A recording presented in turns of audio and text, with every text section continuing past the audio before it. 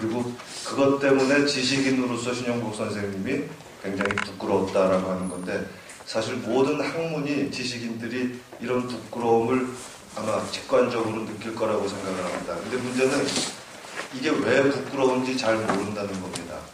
이게 왜 부끄러운 일인지를 잘 모른다는 겁니다. 그래서 혹시 오늘 제가 발표하는 게 그 부끄러운 이유가 조금 설명이 됐으면 좋겠다는 생각을 하고 있습니다.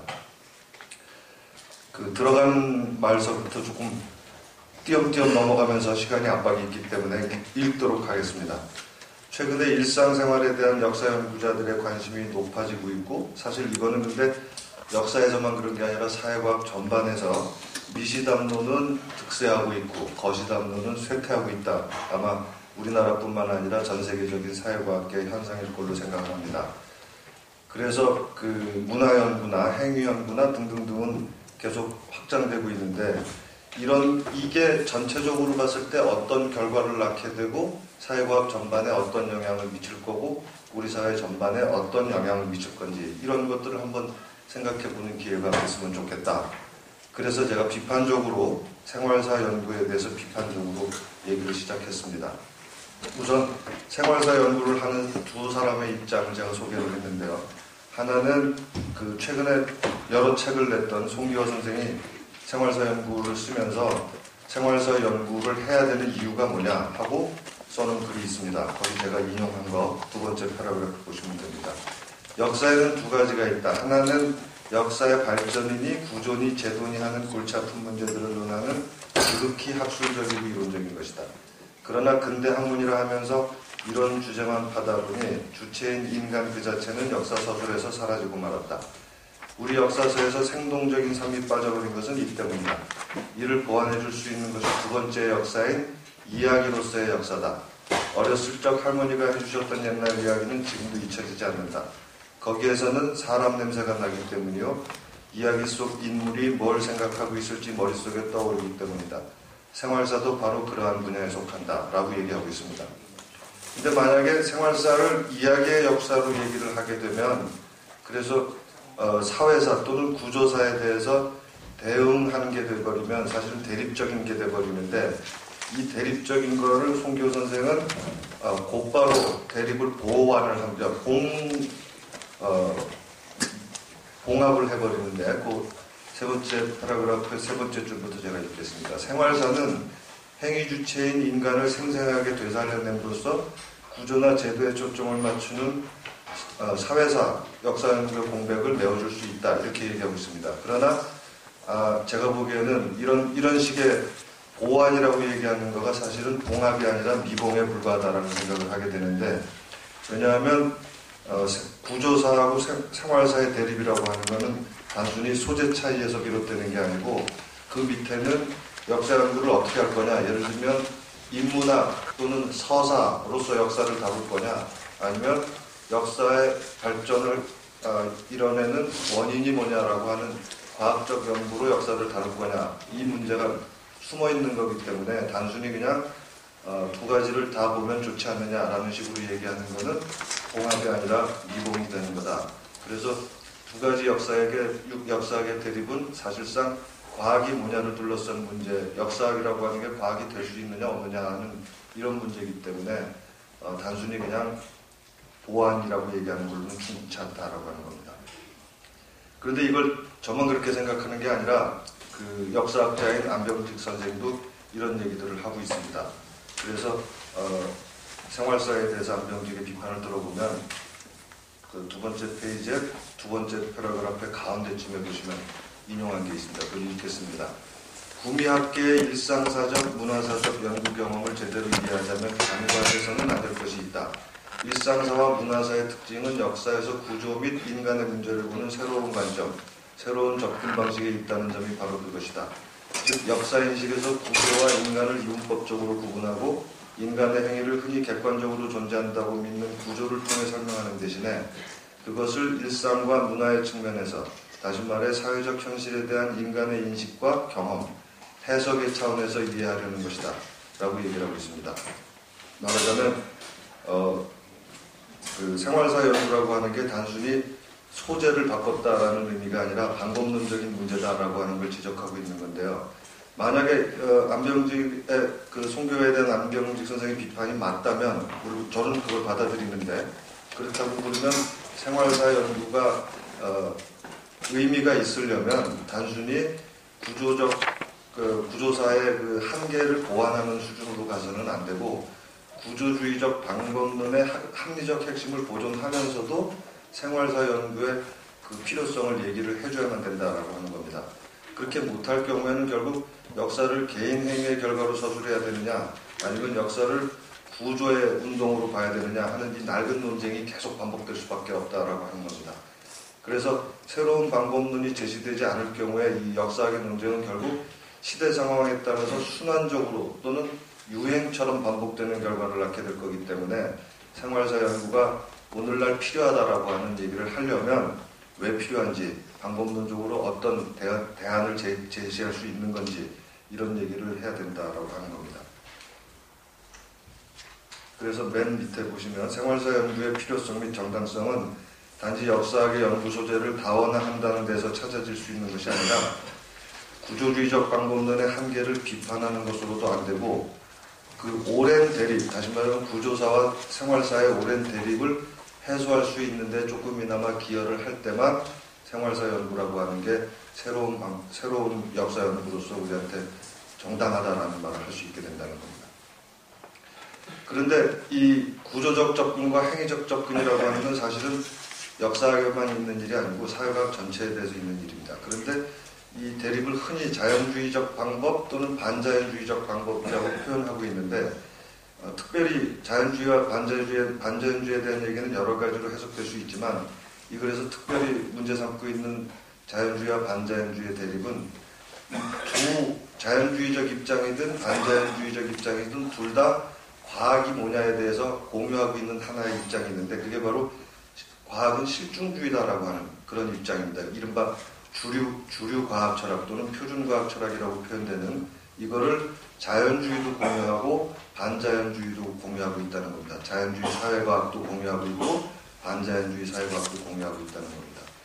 그래서 과학이라고 하는 게 실증주의로 대표될 수 있다고 그러면 자연주의는 그 실증주의를 자연뿐만 아니라 사회에도 적용해야 된다는 입장이고, 반자연주의 입장은 과학에다가 실증주의라고 하는 걸 적용하는 데에는 찬성할 수 있지만, 동의할 수 있지만, 사회라고 하는 건, 인간이라고 하는 건 자연하고 다른 거기 때문에 그걸 적용해서는 안 된다라고 하는 입장입니다. 그래서 사회과학은 간단히 말하면 과학, 실증주의 과학으로 연구될 수 있는 게 아니고 철학으로 연구될 수 있는 거다. 이렇게 주장하는 걸 반자연주의라고 얘기할 수 있는 겁니다. 사회학으로 예를 들어서 말을 하자고 그러면 앞에 있는 사회과학을 자연주의적인 입장을 실증주의 사회과학, 우리가 흔히 양적 방법론이라고 얘기하는 그런 거라고 얘기할 수 있을 거고요. 반자연주의 입장을 좀 거칠게 얘기하자 그러면 질적 방법론을 연구하고, 그 다음에 해석학적이나 현상학적 방법으로 사회를 설명하려고 하는 것들, 이런 입장으로 이해하면 될 것 같습니다. 그러므로 구조행위를 둘러싼 오랜 대립, 다시 말하면 자연주의와 반자연주의의 오랜 대립은 결국 과학과 철학의 대립처럼 나타나고, 사회과학과 사회 철학의 대립처럼 나타나고, 사회과학과 인문학의 대립처럼 나타나고 있는 건데, 그 이유는 과학이 곧 실증주의라고 간주하고 있기 때문에 그렇다라고 하는 겁니다.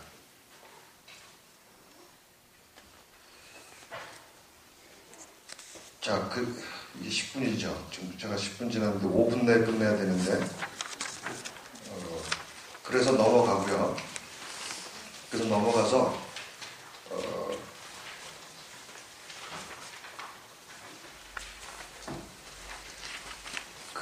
그런데 이제 4페이지로 넘어가겠습니다. 근데 실증주의가 곧 과학의 방법론이다라고 하는 주류 과학 철학의 주장은 1980년대 이후에는 더 이상 유지될 수 없는 겁니다. 표준적인 주류 과학 철학의 파산이라고 할 수 있는 이런 사태는 한편으로는 과학 철학 자체의 내재적 비판에서 1차적인 원인이 있는 거지만, 다른 한편으로는 20세기 자연과학이 과거의 자연과학과는 전혀 다른 세계관에 기초하고 있다는 사실이 널리 알려지게 되었기 때문입니다.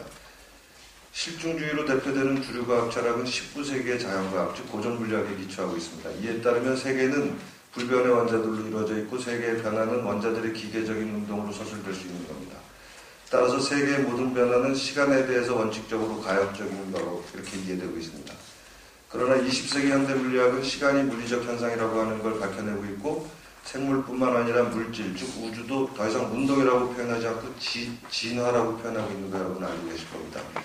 따라서 세계의 변화는 더 이상 시간에 대해서 가역적인 기계적 운동으로 서술될 수 없고 물질 현상은 생물 현상이나 인간 현상과 마찬가지로 심지어는 정신 현상과 마찬가지로 진화 과정으로 서술돼야 한다라고 하는 겁니다. 바로 이렇기 때문에 고전 물리학과 현대 물리학은 전혀 다른 과학관을 갖게 되는 거고 현대 물리학을 받아들인다고 한다면 과거처럼 인간과 자연을 이원론적 입장으로 바라보거나 현상과 본질을 이원론적 입장으로 바라보는 게 더 이상 유지될 수 없다라고 하는 겁니다.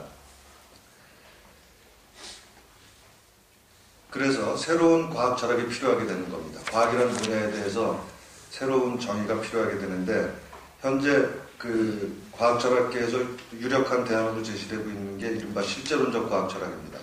우리나라에서는 비판적 실제론으로 더 많이 알려져 있지만 넓은 의미의 실제론적 과학 철학의 대안으로 제시되고 있는 과학 철학인데 이 입장은 굉장히 근본적으로 실증주의와 전혀 다른 전제에 의해서 과학을 설명합니다. 그 얘기가 4페이지서부터 5페이지 넘어 계속되는데 딱 한 가지만 제가 말씀을 드리겠습니다. 실증주의 과학 철학에 따르면 과학이라고 하는 건 현상에서 발견되는 규칙성을 발견하는 게 과학이다라고 얘기를 합니다. 그러나 실제론적 과학 철학은 실제 과학자들이 하고 있는 건 규칙성을 발견하고 있는 게 아니라 규칙성을 일으키는 원인이 뭔지를 발견하려고 한다는 겁니다. 이거는 일반적인 우리들의 상식하고 오히려 더 잘 맞아떨어집니다. 우리는 아마도 상관관계가 곧 인과관계라고 생각하는 사람은 여기 아무도 없을 겁니다. 그런 의미에서 실증주의 과학 철학보다는 실제론적 과학 철학이 우리 상식하고 더 잘 맞습니다. 그리고 이런 실제론적 과학 철학으로 사회과학이나 역사학을 재구성한다 그러면 어떻게 돼야 될 거냐 하는 얘기가 나오는데 여기서도 나머지 생략하고 첫 번째 얘기만 제가 하겠습니다. 5페이지 첫째라고 되어 있는 거 가운데쯤에 사회가 개인의 행위에 영향력을 행사하는 인과적 힘임이 인정된다면 사회는 실제하는 것이다. 그리고 개인의 행위가 사회를 변동시키는 인과적 힘이라는 것이 인정된다면 개인 또한 실제하는 것이다. 따라서 사회구조로 개인 행위를 설명하는 방법론적 전체주의나 개인 행위로 사회구조를 설명하는 방법론적 개인주의는 두 개의 실제를 인정하지 않는다는 점에서 환원주의라고 얘기할 수밖에 없는 거고 두 가지를 다 인정해야지만 사회과학에서 그 실제론적 과학 철학에 따라서 사회과학을 연구하는 게 되는 거다라는 말씀입니다. 넘어가겠습니다.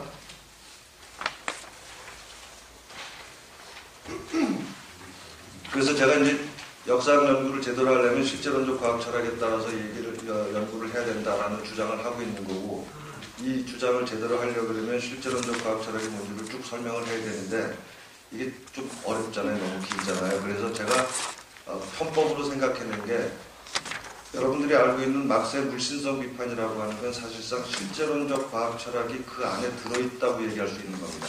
실제로 막스의 방법론이 실제론적 과학 철학하고 얼마나 잘 맞아떨어지느냐 하는 걸 가지고 저희 대학에서 얼마 전에 박사학위 논문이 하나 나왔습니다. 혹시 관심 있는 분은 김명희라는 이름으로 쳐서 한번 찾아보시기 바랍니다. 막스가 어떤 의미에서 막스의 방법론이 비판적 실제론하고 잘 맞아떨어지는지 그걸 보시면 될 것 같습니다.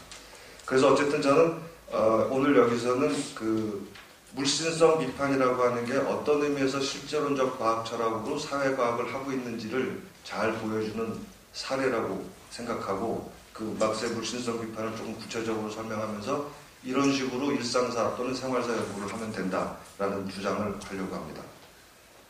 6페이지 두 번째 문단으로 넘어가겠습니다. 일상적 경험의 한계와 실증주의 과학에 대한 막스의 비판인데요. 우선 5분만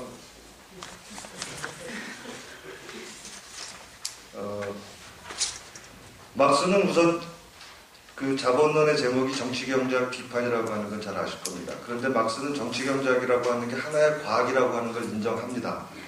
그리고 그걸 과학이라고 인정하는 이유는 그 안에서 나름대로 법칙을 찾아냈기 때문입니다. 그게 오늘날에는 신고전 경제학에서는 여러분이 알다시피 뭐 한계 효용으로 서술되는 거고요. 막스 당시에는 그 정치 경제학이 법칙을 찾아냈다는 게 바로 노동가치론, 리카도 얘기를 하는 겁니다. 그러나 어쨌든 그런 의미에서 과학이라고 말할 수는 있지만 충분치 않은 거다라고 하면서 비판하는 건데, 막스는 정치경제학이 과학이면서도 왜 이걸 비판하느냐면 정치경제학이 탈역사적 접근 방식을 취하고 있기 때문이다. 다시 말하면 상품 생산사회라고 하는 게 굉장히 많은 가능한 사회 형태 중에 하나에 불과한 건데, 이걸 마치 필연적인 자연 형태로 간주하고 서술했기 때문에 잘못됐다라고 얘기를 하는 겁니다. 그래서 막스가 특별히 얘기하고 있는 게 뭐냐면, 노동의 사회적 교환이라고 하는 내용이 상품의 사회적 교환이라고 하는 형식으로 나타나는 이유, 이걸 물어야 되는데 정치경제학은 그걸 묻지 못했다는 겁니다. 물을 수가 없었다는 겁니다. 뒤로 넘어가세요.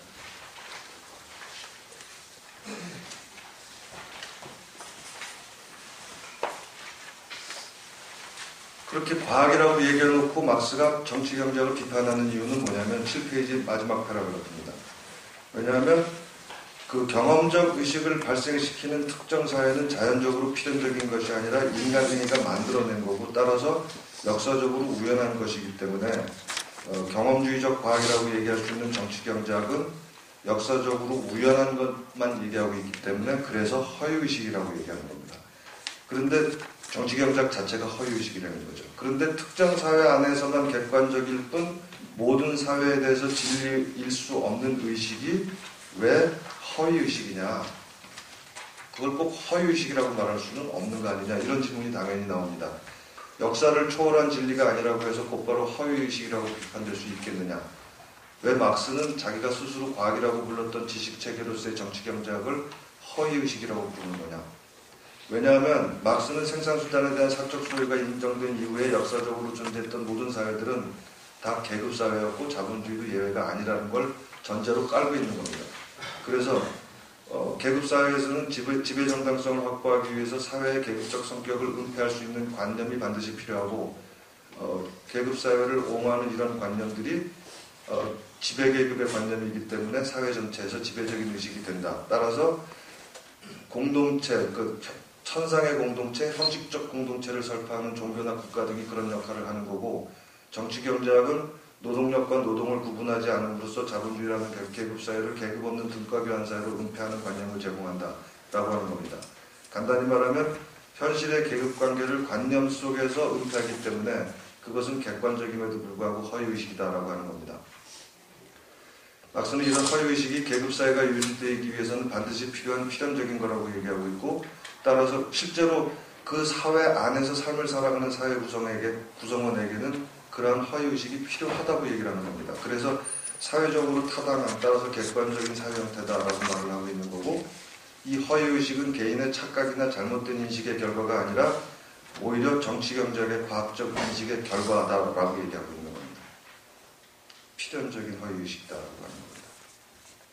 근데 그렇기 때문에 이 허위의식, 과학적 인식이 곧 허위의식이다라고 얘기하는 막스의 주장에는 정치경제학의 과학성에 대한 비판이 포함되어 있는 거고, 그런 의미에서 정치경제학에 암묵적으로 포함되어 있는 과학 철학에 대한 비판이다라고 얘기할 수 있다는 겁니다. 근데 그게 구체적으로 뭐냐? 막스는 현상과 본질이 구분될 수 있고, 현상은 본질을 그대로 드러내지 않는다. 다시 말하면 현상과 본질이 똑같으면 과학이 필요 없을 것이다 라고 얘기하고 있다는 거 여러분들 아마 잘 알고 계실 겁니다. 그런데 정치경제학은 현상에만 매달려 있다, 이런 거죠. 거기에 비해서 막스는 자신의 과학이 현상의 서술에 그치지 않고 그러한 현상을 이야기하는 본질을 찾아내는 과학이다라고 주장하고 있는 겁니다. 다시 말하면 제대로 된 과학이 되려고 그러면 경험되는 사건, 현상을 그냥 서술하거나 규칙성을 찾아내는 걸로는 부족하고 원인, 즉 본질을 찾아내야 된다라고 하는 겁니다. 그래서 막스한테서는 과학의 목표가 실증주의 과학 철학의 주장과 달리 경험적 규칙성을 발견하는 게 아니고 그 원인을 찾는 거다라고 얘기하고 있고, 그런 의미에서 이러한 과학의 목표는 막스한테서도 목표지만 우리한테 잘 알려져 있지 않지만 실제론적 과학 철학의 목표하고 똑같다. 그래서 막스의 물신성 비판은 실제론적 과학 철학의 입장에 서 있다라고 말할 수 있다는 겁니다. 그런데 이제 이렇게 만약에 경험적 의식이 주관적 의식의 결과가 아니라 특정 사회에서 불가피하게 만들어지는 거다라고 얘기한다면 정치경작이라고 얘기할 수 있는 그 허위의식은 그 자체가 바로 특정 사회의 산물이다. 다시 말하면 허위의식을 발생시킨 거는 바로 자본주의 사회가 되는 거다. 이렇게 되는 거죠. 이렇게 되면 막스의 주장은 사실 판단과 가치 판단을 엄격히 구분하는 우리들한테 잘 알려져 있는 실증주의 과학 철학의 근본 교리를 정면으로 위배하게 되는 겁니다. 왜냐하면 막스는 허위의식이 자본주의 사회에서 비롯되는 거라고 말하고 있기 때문에 자본주의 사회라고 하는 사실 자체가 허위라고 주장하는 셈이기 때문에 사실 자체가 허위다. 이거는 아마 여러분들이 깜짝 놀랄 만한 얘기일 걸로 생각을 합니다. 왜냐하면 여러분들은 대부분 다 실증주의 과학 철학에 물들어 있기 때문이죠. 사실 자체가 허위다. 이런 얘기를 지금 말씀을 하고 있는 겁니다. 그래서 이 사실 자체가 허위일 수 있는 이유는 뭐냐면 자연구조하고 달리 사회구조라고 하는 것은 그 자체로 실제할 수 있는 게 아니라 오직 사람의 행위에 의해서만 재생산될 수 있고 모든 행위는 암묵적인 믿음 체계가 그 안에 깔려 있는 건데 만약에 허위의 믿음 체계에 따라서 사람들이 행위를 하게 된다 그러면 그 행위의 결과로 나타나는 사회 또는 사회적 사실 자체가 허위다라고 하는 겁니다. 그렇기 때문에 사실 자체가 허위다라고 하는 얘기가 그렇게 틀린 말은 아니다라고 하는 겁니다. 그 뒤에 제가 막스 인용하고 있는 거는 읽어보시기로 하고요. 그 바로 밑에 제가 제 나름대로 예를 든 게 있는데 우리가 가뭄을 이겨내기 위해서 기우제를 지내는데 이때 우리는 가뭄은 기우제에 의해서 이겨낼 수 있다. 즉 물리적 수단이 된다라고 믿고 있는 겁니다.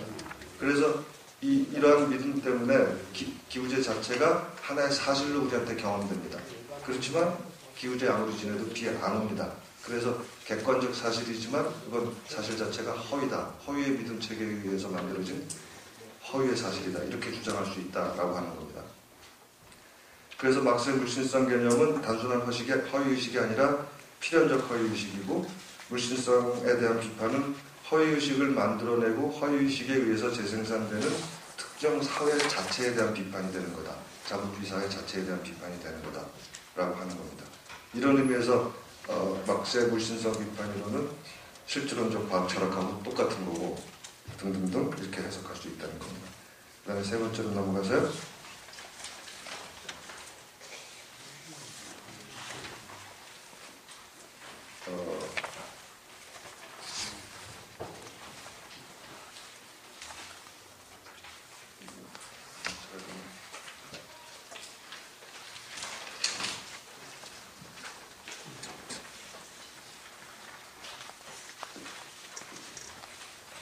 그 다음에 그 두 번째 파라그래프 90페이지 두 번째 파라그래프 넘어가겠습니다. 허위의식과 허위사실은 물리적 제한에는 없는 겁니다. 그러나 허위의식과 허위사실은 인간사회뿐만 아니라 생물계에도 있다고 말할 수 있는데 왜냐하면 경험에서 직접적으로 발생하는 의식은 최근의 생물학에 따르면 심지어 식물에게도 있는 것이기 때문입니다. 이런 점에서 사실 자체의 허위 가능성 및 허위의식의 가능성이 곧 사회현상과 자연현상의 차이라고 주장할 수는 없습니다. 그러나 허위의식을 비판하는 의식, 즉 물신성 비판은 오직 인간에게만 있는 겁니다. 그리고 물신성 비판을 가능하게 하는 의식, 즉 직접적 의식을 대상하고 이를 비판할 뿐만 아니라 이러한 직접적 의식을 이야기하는 원인을 규명하는 의식이야말로 발전된 형태의 자기의식, 성찰, 즉 과학적 성찰이다. 이렇게 말할 수 있는 거고 막스는 이게 자기의 과학이라고 주장하는 겁니다. 따라서 사회과학은 자연과학에는 없는 고유한 대상을 갖게 되는데 그게 바로 물신성 비판, 허위의식 비판, 정치경제학 비판이 된다. 이렇게 얘기할 수 있다는 겁니다. 그리고 막스의 경우 과학자들이 실험을 하는 이유는 자연이 원인을 스스로 보여주지 않기 때문에 즉 현상과 본질이 일치하지 않기 때문에 실험을 하는 거고 이런 의미에서 실험은 자연이 스스로 답하도록 자연을 고문하는 인간행위다. 이렇게 얘기할 수 있습니다. 이게 실제 자연과학자들이라고 하는 겁니다. 그래서 막스가 물신성 비판을 통해서 정치경제학의 허위의식을 비판하는 데 성공했는데 자본론에도 불구하고 그럼 왜 물신성에 빠져있는 허위의식이 여전히 계속되고 있는 거냐? 정치경제학, 신고전경제학이 여전히 재생산되고 있는 이유는 뭐냐라고 물을 수 있는데 막스는 이에 대해서 두 가지 대답을 준비하고 있는 것 같습니다. 하나는 지배계급의 의식이 지배적인 의식이 된다라고 하는 통상적인 얘기고, 이거에 대해서 조금 더 분석을 한 게 여러분들이 알고 있는 알투이스입니다. 이데올로기 기제라고 하는 게 사회 안에 있기 때문에 이데올로기 장치가 지배계급의 의식을 지배적인 걸로 만들어내는 거다라고 하는 거죠. 그렇다고 그러면 실제론적 과학철학의 입장에서는 그 원인이 이데올로기 장치에 있기 때문에 이데올로기 장치를 즉 학교를 무력화해야 되는 거죠. 이게 이제 하나의 이유고요. 그 다음에 두 번째는 이게 조금 더 궁극적인 건데, 허위의식의 해소는 궁극적으로 허위의식을 만들어내는 자본주의적 상품관계 자체 해소를 통해서만 이루어지는 거다. 따라서 막스의 물신성 비판은 단순한 철학적 비판에 머물러 있는 게 아니라 과학으로 정립될 수 있는 건데, 왜냐하면 과학은 비판에 머물지 않고 비판의 대상이 되는 허위의식이 어떤 인과적 층에 의해서 만들어졌는지를 규명하는 거고, 따라서 과학은 허위의식을 낳는 사회 자체의 변형을 추구하는 실천과 결합될 수밖에 없다라고 하는 겁니다.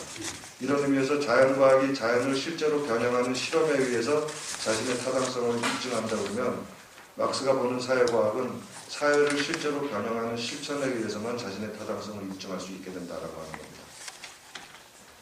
맺은 말은 생략하겠습니다. 수고하셨습니다.